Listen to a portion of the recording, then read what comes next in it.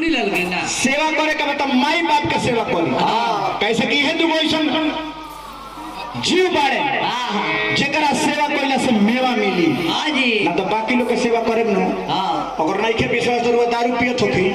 और 20 को समझती है जवार में जहां बारे के सुई पार कइलस फोन करी का यार कहां बाड़ी आवत रे घुरा पाली जोन आधा रुआ पियल छोड़ दी ना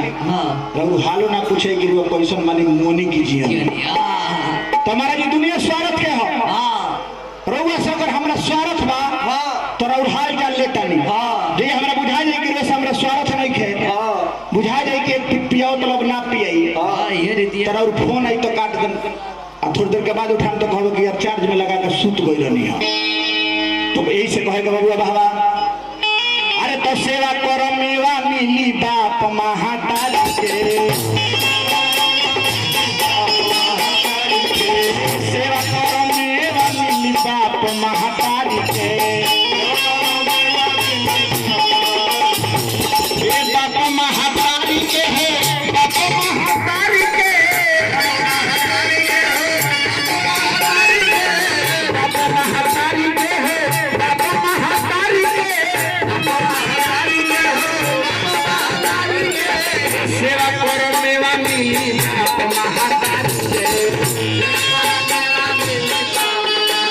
सेवा करो मेवा मिली बाप महातारी के। चलिए हम अच्छा भरे जो सब बहुत पुरस्कार आशीर्वाद हमारा मिलल बा फिर पुरस्कार इन परमेश्वर से हमारा महादेव से प्रार्थना करूं कि कृपा बनल रहे। सेवा करेगा मतलब क्या करेगा केला दही दूध घी छेना भार के खियाओ भाई बाबू को दही दूध छेना काहे खियावे के बा काहे खातिर दुनिया में कोनो व्रत तपिया को मत करियो लेकिन माई बाबू के सेवा करता नहीं तो सारा देवता लोग नतमस्तक करे आगे दूध छेना ऐसे फाड़ के खियावे के कभी कहता है कि माई बाबू ढेर दिन जिए तो ढेर दिन वो सेवा करे के मौका मिले। दही दूध घी छेना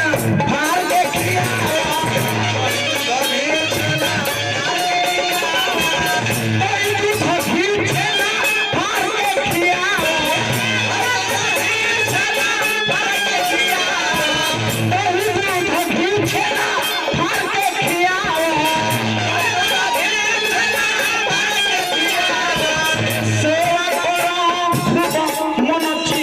सेवा करो मेवा मिली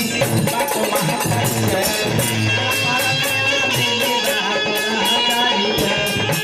ए महाराज जब रावण के भगवान मार दे हले रावण गिर गई रहे अंदर में बैठे 2 मिनट यो सेवे में बैठे हर वो सेवे में बानी रावण गिर गए रहे। राम जी कहनी रे बाबू लक्ष्मण जे सामने तहरा गिरल पड़ल बा एगो विश्व के ए धरातल के सृष्टि के महान पंडित रावण हो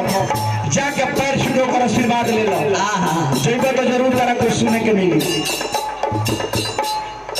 लक्ष्मण जी गई रावण कलश के ना तोहरो को बुलाओ तनी तू हुआ राम जी गई राम जी से रावण ने के सवाल कहलो कि हे राम हम तारा से हर चीज में विष बानी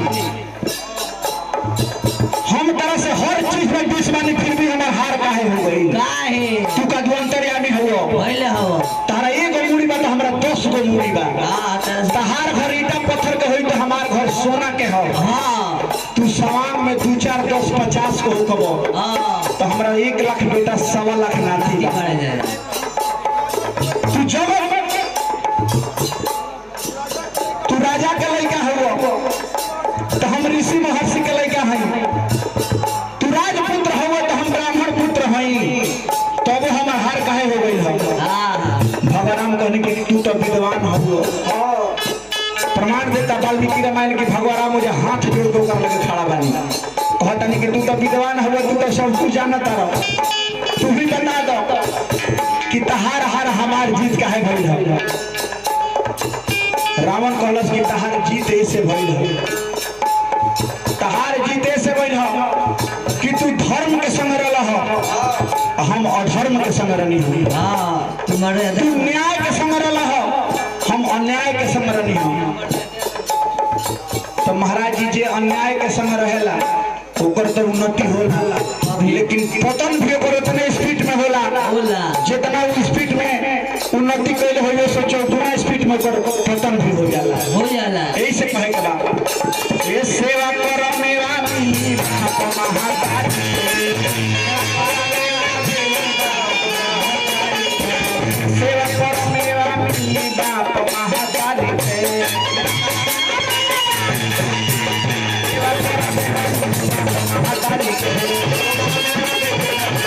भगवान के भजन कैसे कि हरि हरि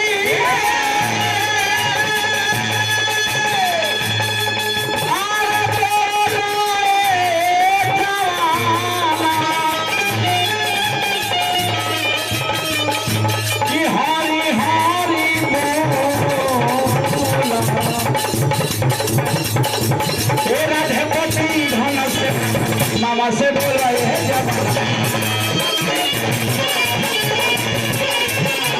नहीं बढ़िया के बोल रहा बाबा क्षेत्र में जाकर प्यास लोग कैसे गावेला अरे प्रेम से बोल रहे हैं जवाना